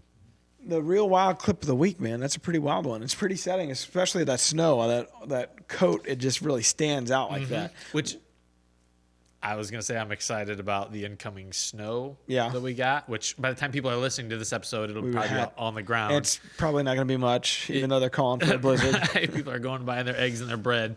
But I love deer hunting. I love hunting, period, in snow. You know, I know that when it snows, we're going to have if you're sitting over a food source, you got a really good chance of seeing a bunch of deer. So I like that aspect of it. It's kind of an early season, late season. They're very much the same as far as the pattern of the deer goes. So that part I'm looking forward to, because we can't beg, borrow, or steal seeing a deer right now. And it's this farm. I don't know what I'm going to do. It's just trying to do this for a living, it has made it a very challenging last couple of years. And so, it's make your spot better or get a better spot. And I don't know, I'm teetering right now. Yeah, I'm kind of feeling the same way. Yeah. A lot of permission properties, and sometimes they're good and sometimes they're not. And this year, when they're all not, that's tough. It makes it tough. But I did have a shooter show up in daylight a couple days ago. Went out and hunted him last night. Of course, he didn't show up. Like his buddies, this younger buck showed up. I do have a little bit of hope now. It's nice to at least see a deer that, I could potentially encounter that buck. Yeah. But still. Hope. Tough. Hope, yeah. A new hope. Star Wars saga. Ooh, I love Star For Trek. the nerds out there. Christopher Austin, a Rack Pack member, asked us the question. He wants to know what's the square root of a right hypotenuse. Where you at? Do I have the same stuff in front of me? I don't know. Maybe. Is it this? Yep. So where did you just skip around? You went to the bottom. Yep. Okay. Yeah. Thought we were gonna start at the top. Because it's an easy answer. I don't know. And you've come to the wrong place if you're looking for geometry advice. Okay. And moving on. Let's start at the top. All right, we got Clinton Manning. He says, farm update for Matt's Big Boy Farm. Hold it. And I'm a big boy. Any target deer, what's there, and if he's hunted it at all? Great question. I know we talked a lot about it in the summertime and when I purchased the farm, and we haven't talked about it much since, and there's a reason for that. This summer, I was at the Lake of the Ozarks. I think it was 4th of July, and Aaron Bennett came over to the dock. He's got a condo not far from where Mom and Dad have a place. So he came over. We were celebrating the 4th of July, hanging out. He said, hey, I got a guy that might need to do a 1031 exchange and might be interested in your farm. And so I was like, I'm not really interested. I haven't really hunted it. We really didn't. I haven't deer hunted it at all yet. We were doing all this work. We had put a lot of effort and time and money into the house and all that stuff. So I'm not really interested. And then he asked again not long after that. And so it was a nice guy, great family, and they really are interested in checking it out. So I just kind of made up my mind, talked to Dad about it, and thought, he always said, him and Mark both, don't get attached to these pieces, unless you think it's your forever spot. If you're trying to do what we've done, you can't get attached to the piece. You got to be able to kind of compartmentalize it and move on to the next piece. And so I thought, all right, I don't want to get rid of it. It's the perfect setup, but it's 102 acres, and my dream is to have more at some point. Okay. And this is a way to do it. So I told Aaron I'd be willing to, at a certain price, factoring in taxes and all the things that I was going to get hit with, the input cost I already had. I said, okay, I'd be interested at this price, but I'm not interested in negotiating. When you quoted the price, did you put your pinky to your mouth? I did. Okay. $1 million. No, it wasn't that. So anyways, he went back to the buyer and said, here's what I got. They came and looked at it at sunset one night, and it sounded like the guy really liked the piece. He was part of a family trust and wanted others to come see it as well. So we scheduled one more visit, and I had met him for that one. And And believe it or not, I think the house was one of the major selling points for the others in the family because it was so nice. And so it's one of those things where when I was going into it, I didn't know I was making the house nice so that my family would like to come and enjoy it. And it turned out that was one of the main selling points of selling the farm was the fact that the house was so nice. So anyways, we came to an agreement and he ended up, I needed to wait a full year or else I was going to get penalized with some very heavy taxes. Anybody that's ever bought or sold anything like that knows the short-term capital gains or long-term capital gains. And I'm kind of getting my first experiences with it. I would have said penalized, but it's and so you could 1031 or you could do a lot of different things. But the way the price of land is right now, the way the interest rates between when we first started talking and been between then and when I would have to sell it, the interest rates doubled, more than doubled. And I would have to, the payments would be very, very costly for me to do a 1031 and then continue on. So I elected to go a year and a day from when I had originally closed on it. I closed on selling it. And so I got long-term capital gains instead of short-term capital gains. I didn't 1031 it because I was just concerned. There's no harm in doing a 1031 if you don't find anything other than you have to pay somebody a qualified intermediary to hold on to the money or else you don't qualify for it. So you pay them $800, $1,000, something like that, a fee to hold the money. They're qualified to do this. And then if you find something within that next 45 days, basically it's tax deferred. You're kicking the can down the road on when you would have to pay the taxes on. So say I did do a 1031, I found another piece. I would have to pay taxes on if I ever sold that piece. I would have to pay taxes on the original sale and that sale. Yeah, eventually catches up. Somewhere down the line. Unless you never sell, I guess. So a lot of people, they definitely want to do a 1031, and I typically would have gone that route, but the way that the farm sales are right now, the prices of land and the interest rate, in my opinion, for me in my scenario, I didn't think I would be able to afford the next farm necessarily. So we closed on it. I never did hunt it. They hunted there all fall. Before closing, and they had a non-refundable earnest deposit that they put down. So I felt comfortable if something happened to the deal. Basically, it was like a lease. They were leasing the ground from me. So it all worked out. Wonderful family, great people. Couldn't be happier for them. But I never hunted at one time, and this fall, and Scott and I put in the food plots and that was it. We kind of helped set it up, but we never got to hunt it. So I don't know how they've done necessarily. I do kind of know. I know they saw a lot of deer, a lot of young bucks, a lot of does, kind of what we were expecting. Like a building year. Yeah, I think it was a building year. I don't think they had too many opportunities at a good 4.5, 5.5-year-old type buck. They had a few on camera, and here maybe in the late season, then muzzleloader, they'll get a chance. But as of right now, I don't think they've killed any mature bucks on it. But they have seen a ton of deer, and like you said, it's a building year. So I'm super excited for them. And in the meantime, I'm back to being not a big boy. So I'm not a big boy. I'm a little boy. Too good to be true. All right.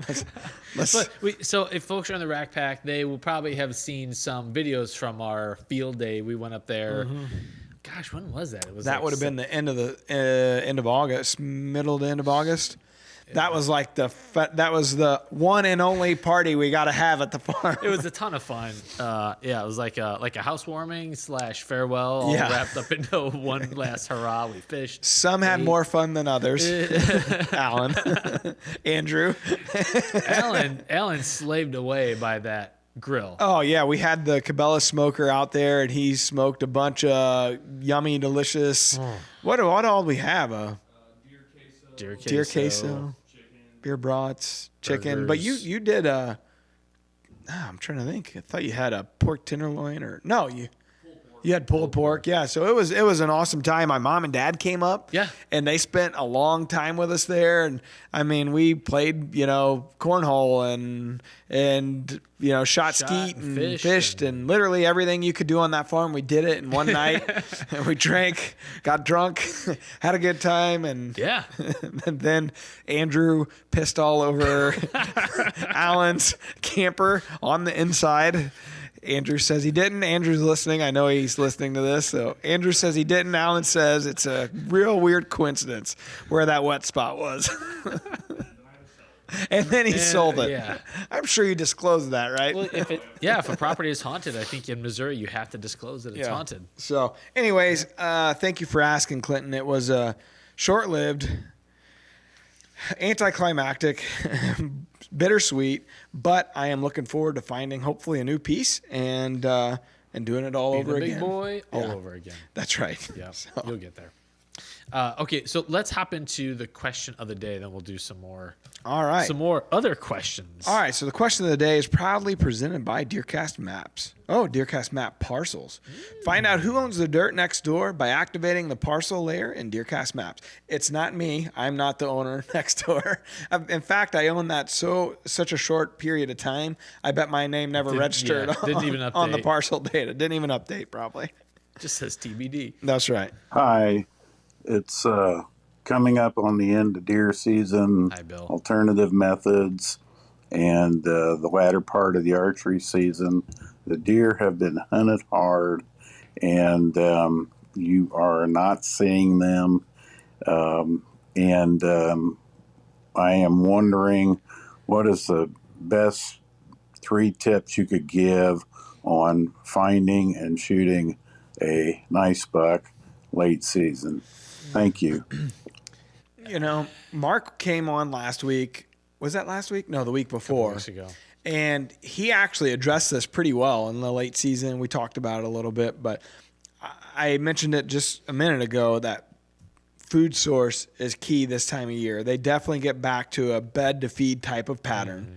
And that doesn't mean if you don't have a food source that you're out of it because, are there acorns still, which I know that's not exactly the hot thing right now, but are there other Seed things? pods, from locust trees. Because if they don't have a food source, they're not accustomed to that anyway. They're grazing on something. Yeah, they're eating somewhere. They're eating something. So is there some sort of volunteer green, foliage that's coming up where a cut cornfield was? Or, there's a lot of different ways to try to find where they're headed to, but they're definitely back on that bed to feed type of pattern. They don't move a lot.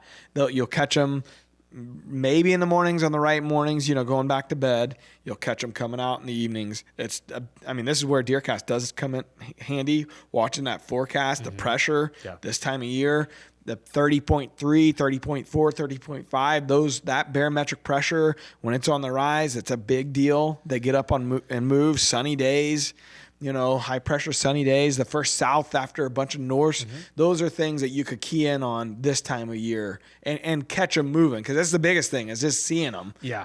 Yeah. And you got to watch, because Mark and Terry talk about this in this phase tactic breakdown video in DeerCast. They talk about early afternoon movement. You get the right conditions, you could have deer up on their feet as early as 3 o'clock-ish. And so you got to be careful about, on those days when DeerCast is indicating great movement, good movement earlier in the afternoon, you have to time your trip into your spot a little bit earlier so you don't bump deer back. That's right. And access is key because there's no foliage. There's, so say you're hunting down in a bottom, and if they can see you, if they're bedded on the south facing hillside, a slope, and they watch you go in, every time, you have to be cognizant of that. Yeah, you do have to be cognizant of that as well. So all those things matter a little bit more in the late season. If you domino one, if one catches because if you're in the right spot, you could deal with a higher deer density.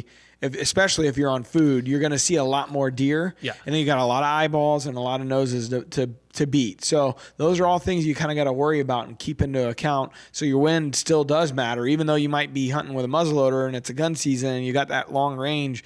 what if you have deer underneath you? The does, typically young bucks file out the first. Yeah. You got to beat all those nose, eyes, and ears and all that stuff before the mature bucks will come out. So Yeah.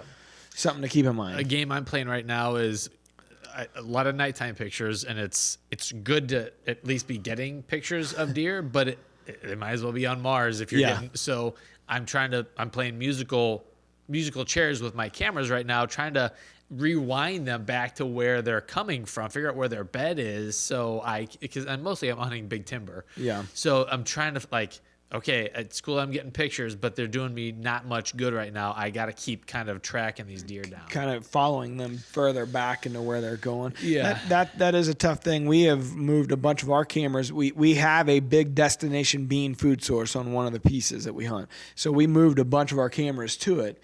And same thing that you're dealing with, we get tons of pictures, but it's amazing. It's nighttime only. As soon as it gets dark, and we've talked about this ad nauseum on the podcast, but here they all come out. So it's as much of trying to catch them on that great day. And I've noticed, we're getting skunked on good days and okay days. And that's one of the things that you hear people say, like, oh, it's backwards from what, I see on poor days. I see deer movement. On great days, I don't. That's not, for us, that's not what I see. For us, it has to be a great day to see good, okay deer movement on this piece. Yeah. It has a lot to do with your specific farm. So you got to keep that in mind.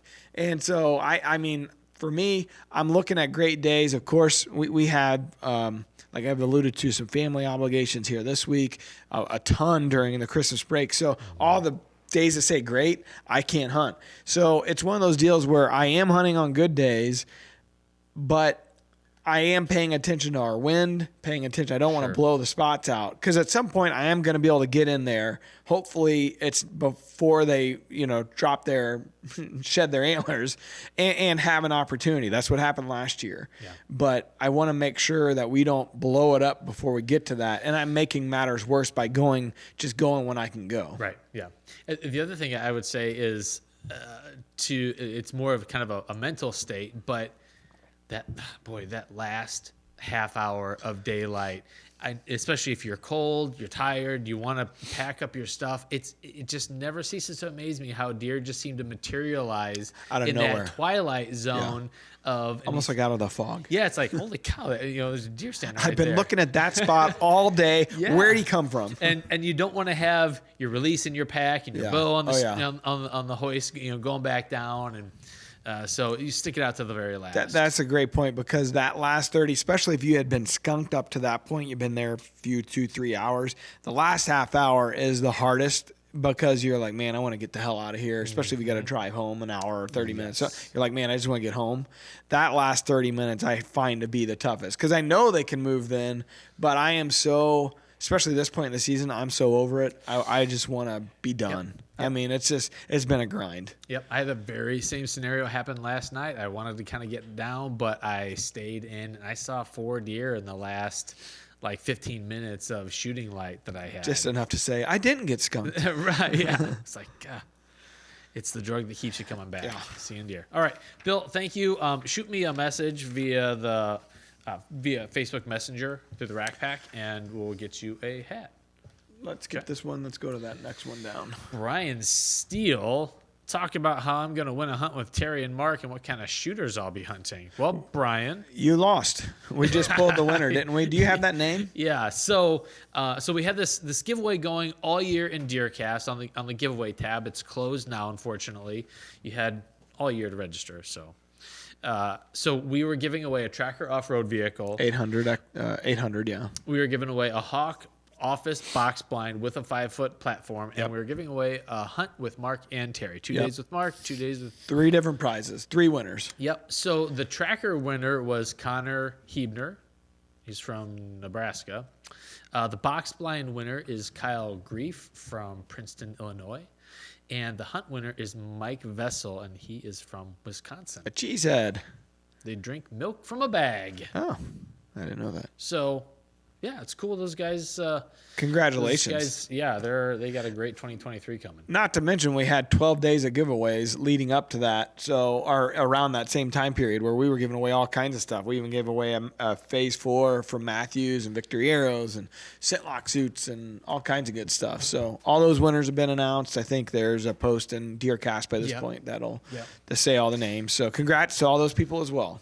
We just came up with a bunch of fake names because they're fake contests. Now, we should mention this. Don't get scammed. Don't get duped. There are several accounts on Instagram for sure. I don't know if Facebook as well that are going out there and trying to friend request our followers and then sending them DMs, messages that are pretty detailed with links to click and claim your prize. Don't do that. They're scamming you. So we sent an email out about it and we've put a post up about it. But if you see those people, you can report them. I know on Instagram you can report them as impersonating someone you know, and then you could say who it is, Drury Outdoors. So please do that. It's about the only way we can get them banned. Yeah. But if it's a hot chick, then accept the friend request. That is also a scam. Good. No hot chick is wanting a friend request you. All right, that's like 30% of my followers. I always ban them all because I know one day Elon's going to buy Instagram and Facebook, and then he's going to get rid of all these bots, and then I'll have no followers. So I just ban them when they come in. They're robots? They're bots. Wow. Tim, no hot chick wants to say hi to you. Hot chick robot? You know, when the message just says hi, it's definitely not a real chick. What if they say, hi, you seem like nice man? Also fake. That's a dude. I feel so stupid. Well, Brian, stay tuned to DeerCast for 2023 because we're going to have another big giveaway. We're going to give another one of those away, by the way. Hot chick robot? 800, another Tracker 800. Oh. All right, we're going to skip Jeremy's because his is dumb. George Kaufman, why do Mark and Terry let you run the podcast if you can't kill big deer? I'm just joking. Thanks. I know you guys are doing the best you can. Even worse, it's like your mom saying she's disappointed in you. And I truly think you'll get it done soon. I am actually beginning to think we won't. It's looking less and less likely with every day that passes. It's embarrassing. And when I looked at the schedule, I looked at DeerCast at the 14-day, and I saw all the great days were on all my family functions. I'm like, I am toast. I am screwed for this year. Well, then you're double screwed if you ditch those family functions and you don't kill anything. Well, because I've ditched plenty. I mean, I haven't ditched a ton, but I've been not as present as I should be through the fall. So you get to this point, you aren't getting out of any family function. You burned up all those passes. You have burned all of them. And you shouldn't. Honestly, you shouldn't want to, especially if you got kids. I mean, this time of year is pretty awesome. So you just gotta, be present. Watched The Christmas Story a couple nights ago with my son. That is the ultimate Christmas experience for me. He sat there next to me in the chair, like he held my arm. He giggling? Like, quality time is Bo's love language. And we just sat there and he gets it. And he's 6 years old, so he's got a Red Ryder. He is now getting it, and I'm like, okay, this is Christmas. Yeah. This feels good. Did you watch the sequel? We talked about this. No, it is actually pretty good. Yet. We watch it with the kids, and they were rolling through it. Man. Nice. Yeah, it's pretty good. George Kaufman, I don't know why they let us run the podcast. Actually, I do. They're too busy. They don't want to. I mean, you were being nice. They don't want to do it. Ain't nobody got time for that. What is it that rolls downhill? Shit. Oh, yeah. And we're at the bottom. We're the bottom feeders. So the C team. Believe me, there have been times where I'd like to give it up. It is tedious to get guests.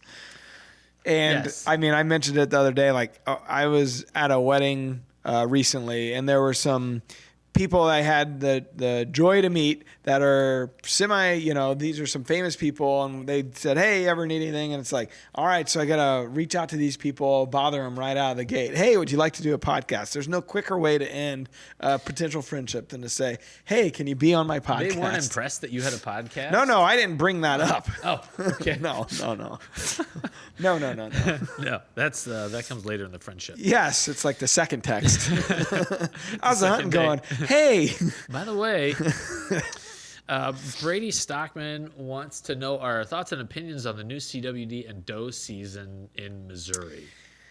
I did read the I did read the new regs or proposed dates when they came out a couple weeks ago, and I read a lot of the comments about them. Boy, the people from my hometown were really not happy. Yeah. I mean, the gripe from most people is that there's too many days during the season where people have a gun in their hand. Meaning, if we are having herd, if the herd's declining or we're having management issues, like there's too many opportunities to kill deer too easily.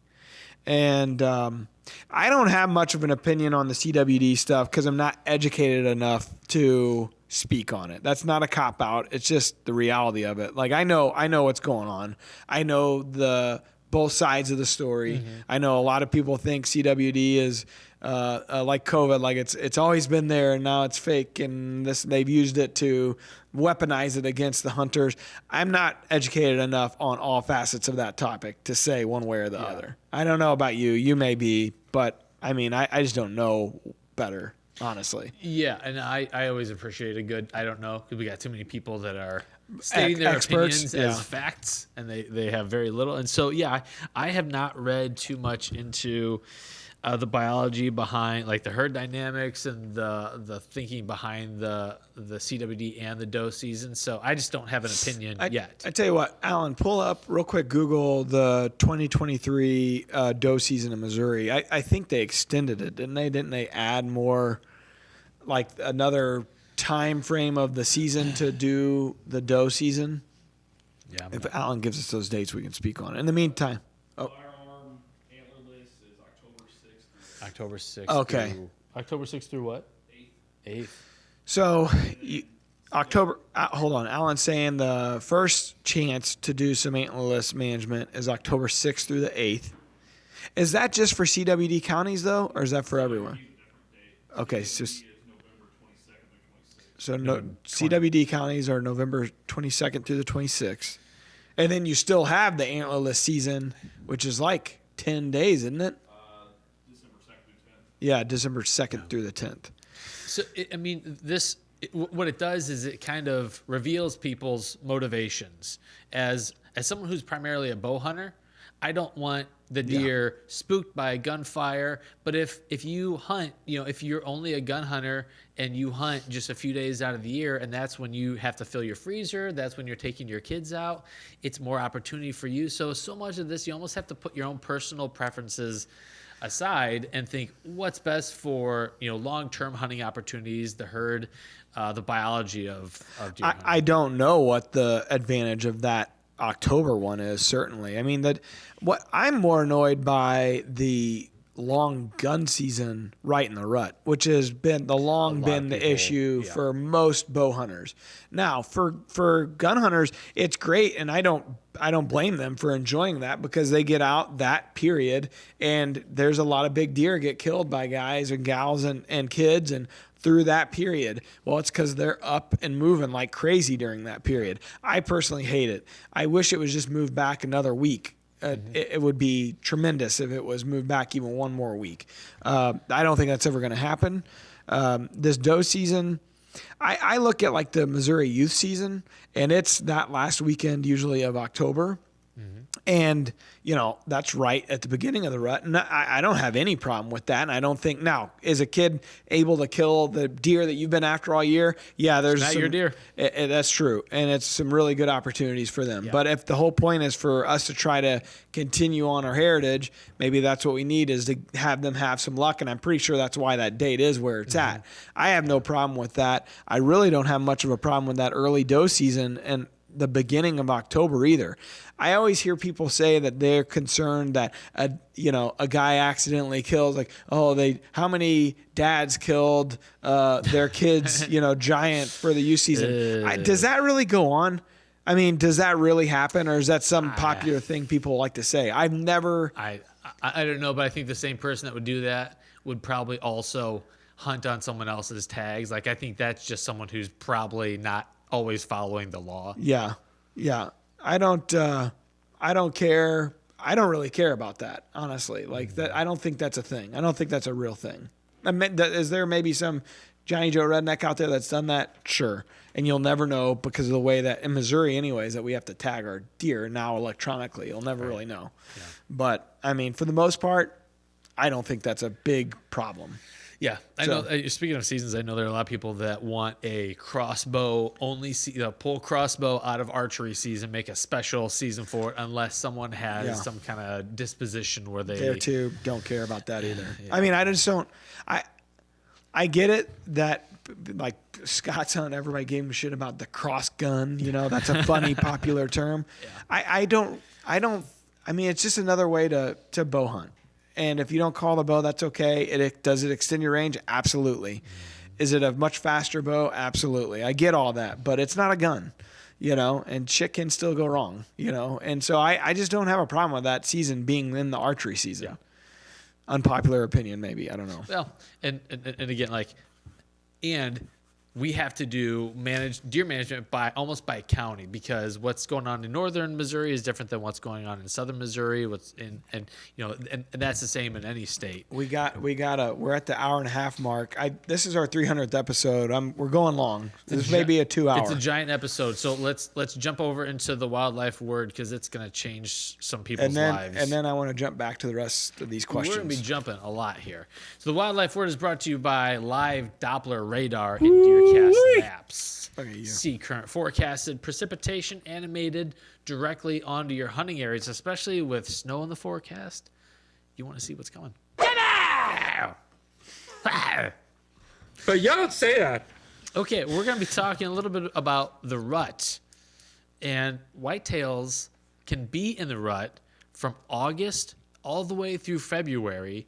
In which U.S. state? I already know. I know this one. Is it A, Indiana, B, Ontario, C, Maine, D, Florida? D. You got it. Yeah, that's crazy. When we first set up DeerCast, we went to find out when peak estrus was in all the regions that whitetails kind of were prevalent. And it was crazy trying to pick a peak estrus date. Like DeerCast, the peak estrus date is how your phases are set up. I know. So I'm telling the audience. Oh. So basically in the Midwest, like all the states around Missouri, it's set for November 14th. And that's peak breeding. It's a pretty good midpoint for everybody. Yeah. Well, as you go to the different states, especially down south, it changes quite a bit. In Florida, there were tons of different peak estrus dates that we have found out. And so we tried to set kind of regions, but it's crazy. I think what we had come up with is they had so many deer that were brought in to try to, bolster the population way back in the day that I guess the theory, I don't know if this is right or true, but I thought we read this when we were coming up with it, is that they brought those peak estrus dates with them from whatever region they were brought in from. Along with their regional accents. Yeah. Do we need to get Ben back on here to do some more accents? Bless my bow. Yeah. So that's what I'm pretty sure that's what we had read when we were coming up with that stuff. Yeah. And so Florida is a little bit, and the southern states in general have a wider range of peak estrus. Yeah. Because Alabama's the same way, I think. Yeah. So up where we are, and as you go farther north, it's important, the timing of when those fawns drop is important. So you want it after the harsh of cold, but in time for the spring green up, so there's good nutrition. And you want those fawns to be big enough once the fall hits to be able to survive the oncoming winter. So that timing for when the fawns drop is so important the farther north you go. In Florida and a lot of the other southern states, you have way more availability, a wider range of time during the year when food is available. So photo period it's not the only driver. Like up here, photo period is the primary driver for peak estrus. Down in the southern states, it's not as important because there's so much more time when food is readily available and the winter is not as big of a factor. So peak estrus is based on, where the deer came from and her dynamics. And that's why I would also recommend that people that have DeerCast down in Florida, like Chris C. Squared Nuts or whatever, the guy that sends us all the good yummy treats. Yeah. I would recommend you checking with your local biologist or DNR agents if they know what the peak estrus dates are for your exact area, and then going into DeerCast and changing that custom. You can customize that. Some guy just hit us up in DeerCast support saying, it drives me nuts. You guys are talking about phase 12 and I'm here in phase 4 in Alabama. Sure. And he didn't realize that you could change your peak estrus in DeerCast, and then that will change all your 13 phases. So that changes the phases. It slides the scale, so to speak. But what we put in the news feed is still very much geared towards what we're seeing in the Midwest. And that's just the nature of the beast, because we're living through it right now. So, but yes, the videos that you'd be served up in your understanding your DeerCast would slide with whatever you set your peak estrus at. That's right. Yeah. All right. That was a great wildlife word, Matt. All right, let's get back to a few more questions here. Let's do that. All right, let's see here. We have Brian Durr. What is something that you may have advocated for or believed in strategy-wise that you suggested to everyone 15 to 20 years ago that today your knowledge of hunting has changed your belief in? Tim? Sounds like Brian is wanting feedback from Mark and and Terry on that. No one listened to me 15 or 20 years ago. I didn't know shit 15 or 20 years ago. It turns out I still don't. I mean, I think they would say trail cameras changed, in 15 or 20 years ago. Now, that's not something they advocated for, but that changed their strategy, certainly, and how they hunted. So might be calling. I know Mark has talked about this a lot. They, used to blind call. They don't do much of that anymore. In fact, I very rarely see Terry call at all. Mm-hmm. And Mark's got to the point where he very rarely does either. And I think they've evolved in that theory and strategy over the years. Sure. I would imagine the amount of timber hunting they used to do versus what they do now. I mean, Terry and Forrest still do in the rut quite a bit, but I don't know how much Mark and his crew really do that anymore. I mean, they still are pretty heavily focused on food source hunting. I know. So 15 years ago, I was 8, and I did. You're a liar. I enjoy lying. I had to do the math in my head. I carried the 2. And Ontario's not a state. Yeah. So there. You, sir, are a liar. Guilty. I spent too many mornings hunting in early season. That would probably be a Mark and Terry one as well, yeah. Looking back now, I can see how it was wasted time. And now kind of seeing what Mark and Terry have learned and what they advocate for, I just spent way too many mornings out there and not seeing anything. Yeah. Okay. Joe Starkey? We hit his last week. That's right. Using regenerative agriculture practices. He also Joe Starkey says recently retired from the military. Thank you for your service, Joe. Absolutely. He's got a little bit of change in his pocket. He says, I'm trying to decide if I want to buy a large piece of land. Name that tune. And plant my house on it, or buy a smaller piece for my house with a separate hunting property. Your thoughts on either? So do you want to live where you hunt, or do you want to have it separate? I know this much. It's a lot more convenient having a place to stay where you hunt. Now, if your place that you stay is in the middle of your piece or on the north end of the farm, or you have to drive all the way through it, not ideal. But if it's kind of on the edge or the southern half, or it's easy access in and doesn't affect your hunting, like, hey, that's the best of all worlds, to be able to walk out your back door and go hunting. Yeah, no kidding. Well, and it also probably depends on what the recreational expectations of your family are going to be. Are they going to want to drive ATVs around the property? They want to do other things in the woods that'll kind of increase intrusion. You got to weigh all that stuff out. That's right. We got Brian Downer. I'm sure he's a nice guy. I'm sure he's fun to be with. He says, could you possibly have Jim Tomey on your podcast as a guest in the future? I haven't seen any recent posts on DeerCast this year's videos about how his season has gone. I always enjoy seeing his deer camp and hearing about the bucks he's chasing. I am working on that. I have been working on that for some time. So Jim is a busy guy and very hard to get a hold of, or to nail down to do this podcast. It might just be this podcast. I don't know. I do think we'll get him here in 2023, though. Nice. He's told me he's going to do it. I want to hear the story of that giant he killed last season. Yeah. And he's told me the story there in person, but I would like to share it with everybody because it's incredible how many years of history he has with it. So we're working on Big Jim Tomey, and hopefully soon we'll have him in. Yeah, that'd be cool. Shout outs. All right. Oh, we got a few more listener questions. Sorry, I missed that. So Christopher DeAustin wants to know, what's your favorite product to use that you don't have an endorsement with? Land O'Lakes butter. We have so many partners, honestly. I mean, it's a lot. And so there's most things we have a partnership with. We had used Nose Jammer for a long time before they sponsored us, and we loved that product. That was one back in the day we used before they ever sponsored us. We use a product called Evercalm when we put out deer decoys, and they're not a sponsor, and that product has worked really, really well for us, especially the wax stick. It basically it helps. There's a scent to it that I guess at deer farms or something they've got this scent from the deer that they have, and it's just a calming. I guess it gives the deer coming up to the decoy a calming. I don't even know what the scent is. There is a scent to it, but we use that on like the hawks, on the nose, and we also spray down the deer with like an HS, like a spray to get any odor that we put on it off. Those things seem to help a lot. So that would be another product. I don't know if you have any that you use that we aren't partnered with. So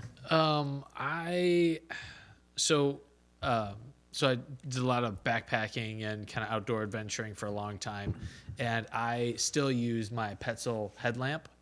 I've got one of the Acticore. It's got a USB rechargeable battery in it. Super bright, super lightweight, and it can flip from white, different the strengths of white, but then it also has a red light. Yeah. So I love my Acticore Petzl headlamp. We use Energizer. We're not sponsored by them, but we use a lot of Energizer stuff. Pretty bright as well. Oh, yeah. Okay, William Cox, is Missouri slowly turning into Mississippi with the addition of another gun season? If population control is their goal, why not require a doe to be tagged before any buck can be tagged, or any buck tag can be filled? That's going back to the earlier question. Great point. I think Missouri, because it's an over-the-counter state, it does lend itself to a lot of added pressure from out-of-staters. Yeah. A lot of people from down south, northeast come down It's and pretty hunt. cheap to get a non-resident tag. Well, especially when that's kind of one of my only other gripes is like, all right, if we're going to do over the counter tags, that's great, but shouldn't the tag cost what the other states are charging? Illinois, Iowa, Kansas, like it's $400 or $500. I mean, by the time you get all the habitat stamps and the license and the tag, not to be tit for tat guy, but shouldn't it be that way? And then maybe that would help a little bit. Well, it's definitely more dollars into conservation. I know some people have suggested doing a reciprocal agreement. So whatever your state charges, that's what Missouri is going to charge also. And we have all the answers, Tim. yeah, pretty much. I'm sure someone from the MDC is watching thinking these guys are idiots. They're taking notes. Huh, okay. I've never thought of that. If it were only that easy, right? We just had an article on DeerCast that Jeremy Kerber wrote about should suburban hunts earn a buck?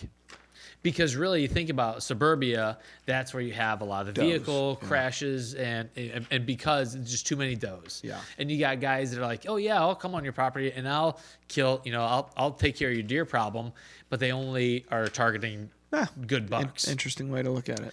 So that's another tool in the old toolbox. All right, we're going to end with one last question here from Justin Prim. It's probably the best question of all these. What's your plans for bouncing back from this tough season and getting prepared for next year? You go, and then I'll go. I don't know yet. I do know that I will clover plots. So I'm overseeding, frost seeding clover this spring, late winter. February. Yep. So My ground is too difficult for pretty much anything else at this point to work, to get anything else to grow. I've seen some decent results with clover. I'm tired of not having good food late season and hunting and pecking through the woods trying to find a trail that I can catch a deer traveling on. So that's going to be my main focus, is getting some good clover plots. Yeah. Yeah, I agree with that as well. That's something Scott and I have talked about, and we're going to do a lot of that too and add a bunch more clover. And not only for the biggest reason I felt like we needed that is that we have had such a hard time getting our fall food plots to grow because of the droughts that hit after we plant. Yep. So clover is so resilient that we've seen it. We've had success with frost seeding. So if we can go in and frost seed and get a lot of clover growth and then just maintain it, I think we'd be way better off, and we'd assure ourselves of having some green food source to hunt. So if we stick it out on the lease, that's well, both leases, that's what we're talking about doing. Doesn't mean we won't plant some radishes or a last bite or something in certain plots, but I want more clover. Yeah. If we continue to hunt the Marthasville lease, the one that the deer just don't come out at dark, we have to work with the landowner, Doug, to do some sort of timber stand improvement and create more bedding near our food source.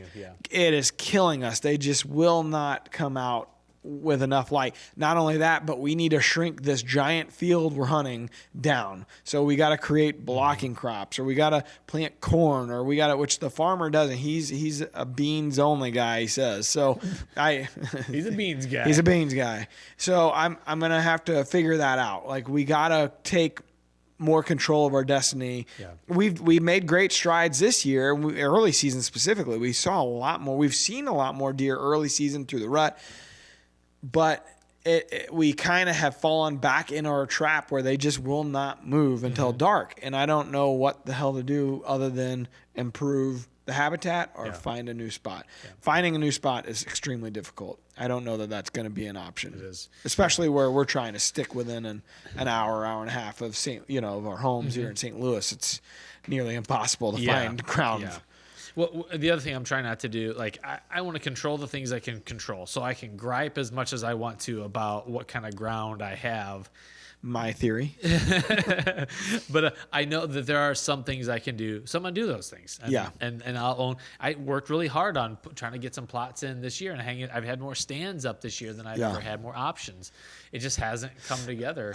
We both, and then I should include Scott into this too, well, the three of us, we have done more prep work for this season than any season ever before, and it hadn't resulted to anything. So it doesn't just... But I always hear, you got to put in the work in the off season. We did. Even so. And it doesn't mean you're going to kill something. There are still outside circumstances that you just cannot control. And I feel like we're dealing with a little bit of that. So we're going to keep grinding to the end, first of all. We're going to pick and choose our days when we can go, especially with all the family stuff during the holidays. Yeah.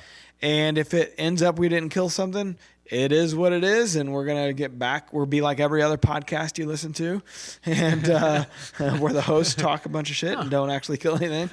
And then we're going to try all over again in 2023. Yep. Every year stands on its own. All right. So apologies if I get this name wrong. It's either Terrell or Terrell Oil. Gave us 5 stars over on Apple Podcast. Thank you for doing that. Mark and Terry. He says, these two brothers remind me so much of the hunting adventures I've shared with my brother over the years, till he lost his battle with cancer in June of 2020. Sorry to hear that, man. This year, I was fortunate enough to take my best year ever on one of our favorite hunting spots in Kansas, and I have to believe he was there with me. Kansas Giant, 23 points. Green scored 194 and 4/8. I love this podcast. Awesome, man. Well, congratulations on a deer of a lifetime. Condolences for your brother, of course. And I think you're probably right.